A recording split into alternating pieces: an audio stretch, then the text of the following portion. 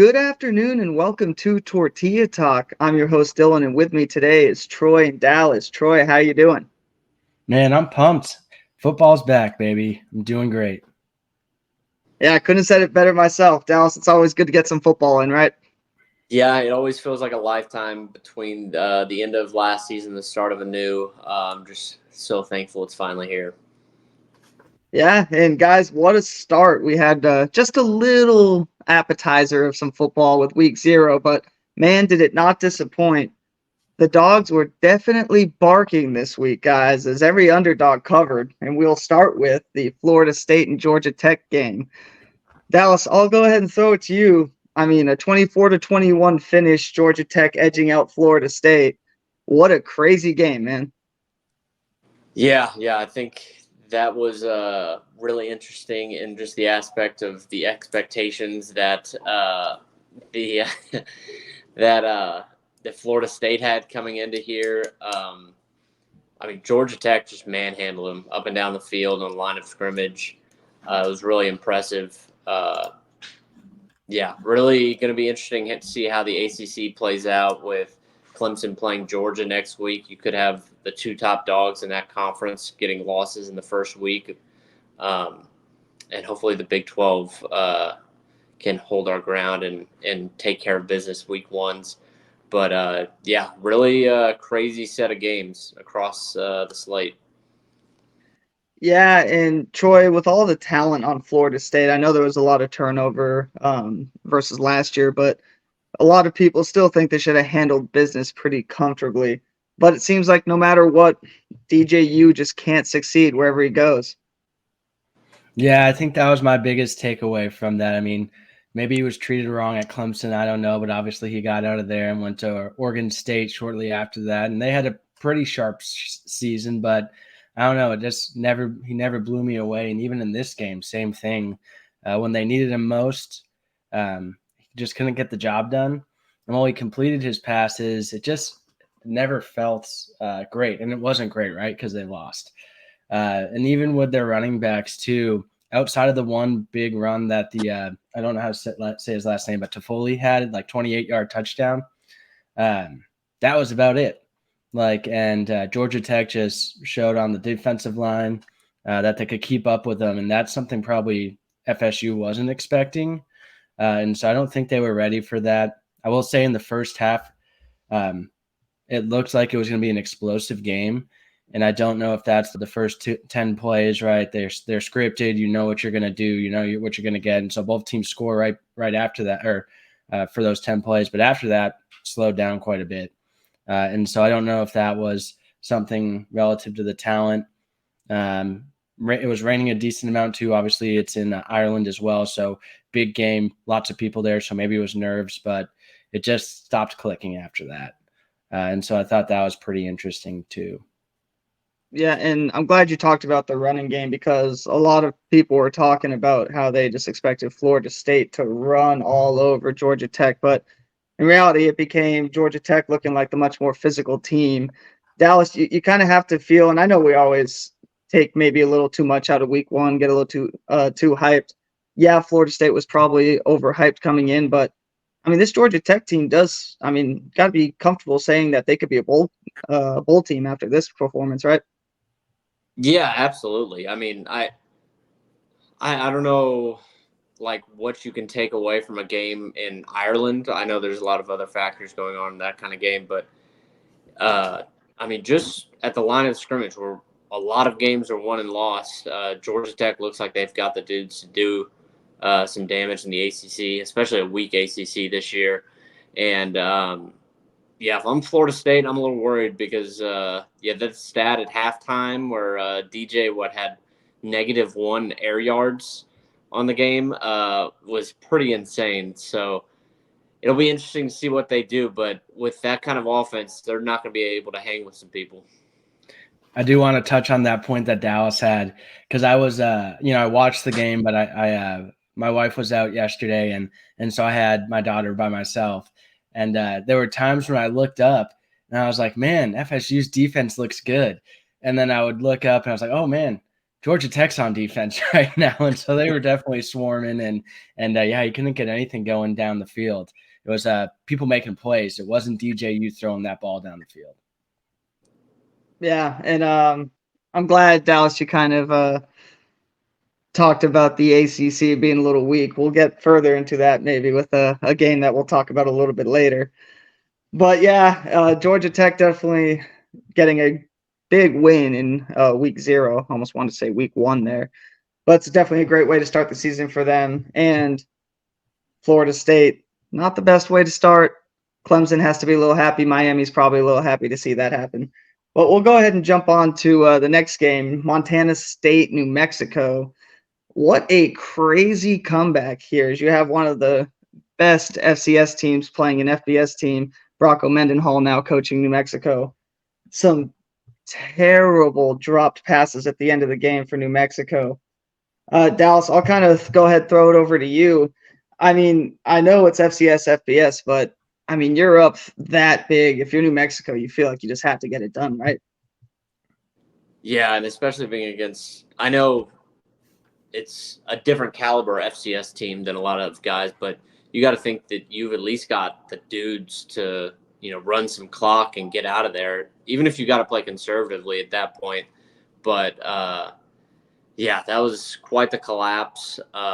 Taking a loss against an FCS team to open your season's got to be tough. Yeah, and Troy, I think they said it best on the broadcast. A lot of these teams, like a New Mexico or these bad teams, they almost have to learn how to win, because I think this was perfect example of a team that just didn't know how to win and didn't know how to close it out. Yeah, I think that's pretty evident with giving up 21 points in the fourth quarter. It's the old, like, what do I do with my hands, Ron Burgundy right now? Or Ricky Bobby, I'm sorry. Same man, different character. But yeah, they're just standing there at the end of the game and don't know what to do with their hands. Giving up 21 points and not scoring on the other side of the ball, that's pretty tough, and obviously the reason they lost.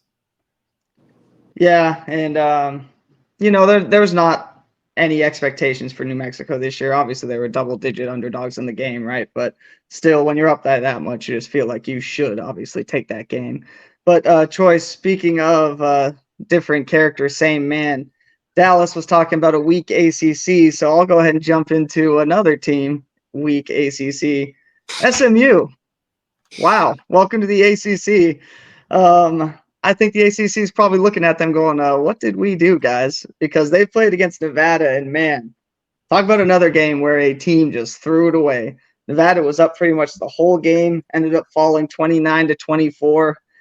Dallas, is there I mean, yes, you won the game, but what positive takeaway does SMU even have from this? I mean, can't be much. Yeah, I mean, that's the only thing that you won the game somehow. And at the end of the day, I mean, I guess you can kind of spin zone it as SMU was never going to get an at-large bid in the college football playoff. They have like the weakest schedule in the Power Four. So, and their toughest game, I think, is against FSU at home, which now looks a little easier. But yeah, as a team, they're definitely not what they were hyped up to be. The defensive line and that defense were supposed to be dominant. They got pushed around by a Nevada team that I think had 50 plus transfers, and they just looked like the better team the entire game. But again, another program that just doesn't really know how to win. Yeah, and Troy, I know first game of the year you can try a lot of things that obviously you won't later in the year, but you got to be nervous when your team's playing a little bit of quarterback roulette to start the season, right? Yeah, and I think Dallas touched on it perfectly with not knowing how to win. I mean, that was essentially what happened in this game too. But with the quarterback roulette piece, with Stone and Jennings, Stone really didn't look great in the first half. Obviously, we know that. They did put Jennings in. He had a solid drive. Honestly, Stone really didn't wake up until late third quarter and into the fourth. And I would say while the games acted very similarly with the two ACC games, it felt like SMU was never necessarily better than Nevada. And at the end of the game, they were. Whereas the game prior with Georgia Tech, like Georgia Tech did feel like they belonged, but you knew Nevada didn't belong in this conversation. And it was just that one man and Brandon Lewis, the quarterback, that just kept them in it until he couldn't anymore, right? And he couldn't complete the passes when he needed to. But it was a really good effort by him. Ran the ball really well and threw it decently in the beginning, but not in the end. But I think it was really more of Nevada making crucial mistakes towards the end. And I still don't know if SMU necessarily played better. Obviously, they got the results that they needed, but Stone showed up in the fourth and got the job done, I guess. Yeah, watching the game the whole time, you kind of just felt like SMU was going to turn it on at some point, and they just never did. And a lot of that is due to, like you just said, the quarterback play. It just seemed like every time there was a third down, Nevada was able to get the first, able to keep the ball moving, extend drives, and yeah, SMU just never seemed like they went into that next gear, which now makes you wonder, do they even have that next gear? But hey, welcome to the ACC. We'll see how it goes because now it's looking like it's not strong as we thought. I think from the account we had tweeted we might be talking about the fourth best conference, right? When we're talking about ACC and Mountain West, not necessarily even in the conversation with the Big 12 anymore. So yeah, it's what it looks like after week 0. But again, we're probably overreacting like we always do in the first week. I'll quickly glance over this game because I guarantee everyone was probably asleep. I only caught the end on box score because there was nowhere to even watch it. It's Delaware State and Hawaii. I, for some reason, woke up at 2 a.m. and just watched the last couple of drives on box score. We know why you woke up, Dylan. Don't you worry about that. Sometimes you have some late games you got to chase, and sometimes you're down bad, sometimes you're up good. Who knows? But basically, I'll just tell you, a lot of weather. They were basically racing against a tropical storm and trying to get the game finished. So a lot of wind, a lot of crazy things going on. Just chaos. But Hawaii ended up pulling out the end. Delaware State was pretty much close the whole game. They were 40-point underdogs. I think only ended up losing by 21. So interesting game. At the very least, not too much to take away except for the fact that, 1 a.m., midnight, Hawaii game chasing is back. That's always fun. We're so back. Yeah. But all right, guys. So some cool news had dropped right before we jumped on this call. Texas Tech has released their football depth chart. I know all of us kind of quickly looked over it. I'll throw it to you, Dallas. What are your initial thoughts on the depth chart? Yeah, my eyes immediately went to the offensive line. That's been the biggest question marks. Thought it was interesting that Sterling Porcher kind of cemented himself in that left tackle spot. He doesn't have an or next to his name, but then on the right side where it sounded like Caleb Rogers has been pretty consistently at that right guard spot. He had an or next to his name with Davion Carter, and then also listed on the right tackle spot with Ty Buchanan with an or. I think Caleb Rogers, obviously is definitely going to be a starter at one of those two positions.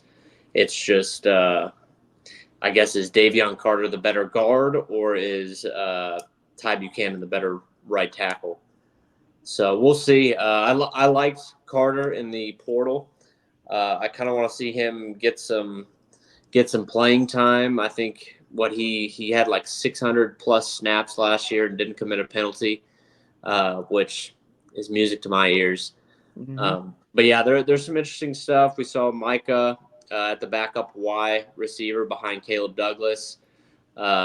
Curious of how much playing time they get, especially early on in the year.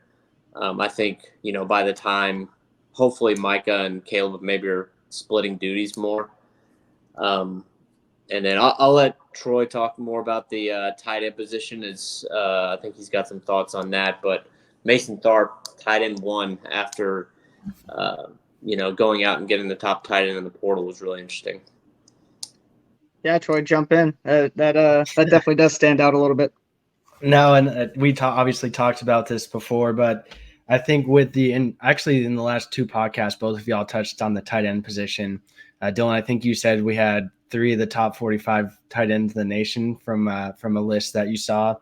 And so I think it'll be really interesting what we can do with that. I think it opens up the playbook quite a bit.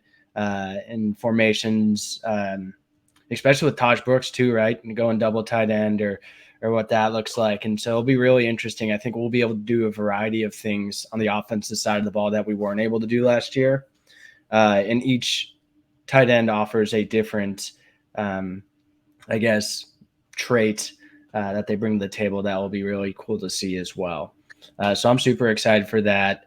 I think the turnover on the offense was a good thing, and I think that position, obviously Tharp was here last year, but I think there'll be a lot of different things we can do there. Yeah. Joey kind of was dropping some hints, I think, about Tharp. I've heard like a few interviews the last few weeks where he's saying like Tharp has had the best off season he's ever seen, just period. And so when you got a guy doing something like that, it's kind of hard to keep him off the starting role. Yeah. You know how you go and you compete. So if you show the coaches something and really impress them, I mean, you earn these jobs. But the good thing, guys, if you don't like having an or next to your name or you feel like you shouldn't be number 2, well, guess what? There's a game in week 1 against Abilene Christian, and it's time to show what you got in live gameplay, right? So we got Abilene Christian this week. Dallas, I'll throw it to you as I know you got some fun information, especially around who their quarterback is, maybe someone we might recognize. Yeah. I think we mentioned this briefly a few weeks ago when going over the schedule, but old Maverick MacGyver is coming back to the 806 for the first time in a few years, and coached by the Fighting Keith Pattersons. So we'll see. We'll see how they do. Last year, I looked at some of their stats, and they're definitely a run-first team. They're going to try to just milk the clock and keep this one relatively close. And so, like Maverick MacGyver last year only completed 55% of his passes for under 2,000 yards. And it wasn't like a Tech situation where you go through 3 quarterbacks, have injuries and stuff like that. They just did not throw the ball. He didn't have 30 attempts all season. So they'll have 3 or 4 running backs that they cycle in and out. I think it'll be a great test for our defensive line that is, I think got a lot of potential, but for the most part unproven. If they can stop the run and bottle them up, get a lot of 3 and outs, I'll be pretty excited. That would definitely be a very big for us, right? A team that's going to try to run the ball. Hopefully, we can show out and dominate, especially because, I mean, we don't want to overlook them, right? Especially after seeing what we saw in week 0. But it's definitely a much different level of talent. So you definitely want your team to excel in those areas. Troy, I'll throw it over to you, man. What are you going to be keeping a close eye on in this game? We still talking relative to ACU or? Oh, yeah. Yeah, I think it's the quarterback play. I mean, Dallas already touched on that they're going to run the ball. I was just looking at one of their players last year. One receiver that did stick out was 6'5" Blaine Taylor. He had 7 touchdowns. And so that'll be interesting to see how our players play against him. He looks like he's their go-to receiver on that side of the ball. And it'll be a good matchup at least. Obviously, they'll probably try to feed him the ball if he's their guy. Dallas touched on that they don't throw much, but it looks like he got a bulk of their touches when they do. Yeah, to your point, it'll be good a test to see how either secondary plays, how we're able to match up against that. Dallas, I know you were talking about how ACU is going to run the ball, but you also talked about when we were going over this, a lot of teams have run over this ACU team when they played against some FBS opponents. Good day for Taj Brooks. Is that what you're seeing? Yeah, I think so. And it'll be a really good early test to kind of get a feel for where this offensive line unit is at. I think, just from what we've heard in the scrimmage and stuff, that they've been a better pass blocking than run blocking unit. So, A&M, they played A&M and UNT last year. Both of those teams just ran the ball down their throat over and over and over, averaging like 50 rushes a game. So I think this will be a great chance to see a Taj Brooks big game, even a Cam Valdez or a Cam Dickey touchdown or 2. But Yeah, I think the first game is always really interesting to see where your offensive and defensive lines are at, especially the defensive line because it's just about being physical. But yeah, hoping to dominate up there and run it down their throats. Troy, I know we got the talent edge over them. I don't want to ask you who you think's going to win because I think we know that answer. But how do you see this game playing out, and how much do you see Tech winning by? Gotcha. So I think Dallas said it perfectly, especially with the positions that we need to solve for, and that's the offensive line. So I think it will definitely be putting those guys to the test early. And so hopefully we can jump out with Taj and run the ball and really solidify what our offensive line is going to look like. And so I think that'll, start it early and often. And then after that, we have such a new look on offense in general with all the new players. So curious to see how they're going to mesh.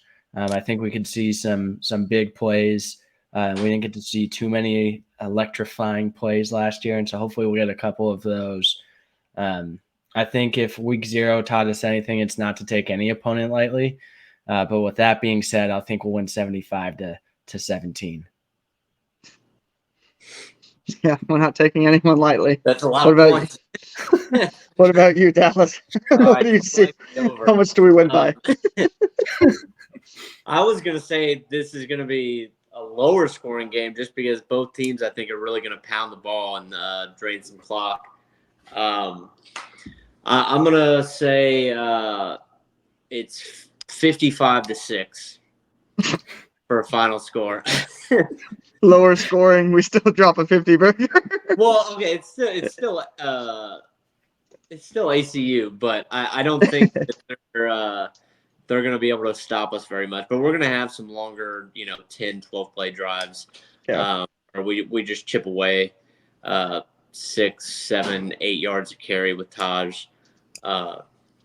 Hopefully, we see some more explosive plays because I know that was really lacking. That's been lacking the last 2 years under Kitley, just with all the injuries we've had at quarterback. But, yeah, lower scoring in total, but Tech's still going to get their 50 burger. I honestly thought you were going to say lower scoring and then just say like 75-7 and just lower their total. All right, guys. Is the total listed yet? It's got to still be in the. I haven't looked yet. When I looked, the only game that I was looking, or when I looked at the bigger games, they had totals listed, but the Tech one wasn't listed yet. Yeah, usually when you play a FCS opponent, it doesn't come out too closer to the game. But all right, guys. Thank you guys for watching today. Dylan, great week 0. You did. Oh, me? You didn't. Yeah. Oh, it's 100-0. I think that I do think that we will put up 56-14. Let's go burgers all around. Burgers for the boys. Burgers for the boys. But no, sorry, my phone was at 3%, guys. So I was like, all right, I just got to get to the end of this. All right, fair enough. But no, thank you guys for watching. Week 0 is definitely fun, but looking forward to a great week 1 with more football. As always, we are Tech Letter N Tortillas. You can see us across all socials. You can see us on YouTube. Please like, comment, subscribe. That's Tech Letter N Tortillas. Thank you guys for watching. And as always, wreck 'em.